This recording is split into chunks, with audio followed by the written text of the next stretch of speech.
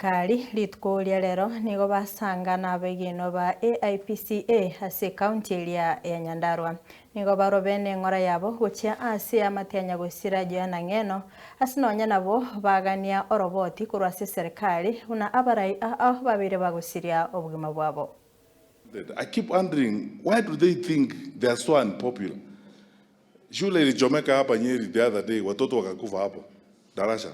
Up to now, nobody knows what happened. There is no report that is existent, nothing. Watoto walichomeka, wakakawa ashes.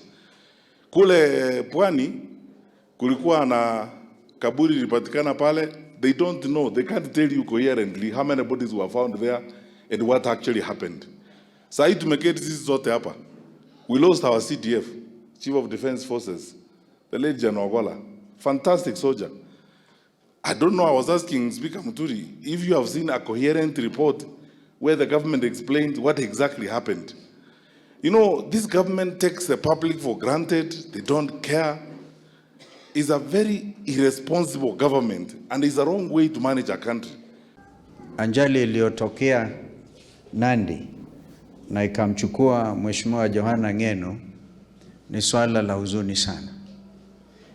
Inaongeza kwa horodha ya ajali ambazo zimefanyika na bado kupata hata taarifa ambayo inaweza kuridhisha wananchi wa Kenya.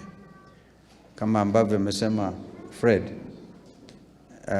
Chief of Defense Forces, sio simple thing. Na mimi mwenyewe ninukuliwa wazi nikisema General Ogola was taken out. Some of us tunatarajia tutakufa wakati wowote. I can tell you that. What we are doing is si kazi ya rais hivyo. But we know kuna nchi ambayo lazima itetewe na hiyo nchi inaitwa Kenya. Na hii Kenya lazima tutaibadilisha, tuache zile tabia zetu mbaya. Zile tabia mbaya ndizo Ruto wamebeba. Wizi, kuua watu, kuchukua mashamba ya watu. I believe, even though I don't have the evidence, Ng'eno has been killed because he refused to sign the land which has got rare minerals kule Kilgoris.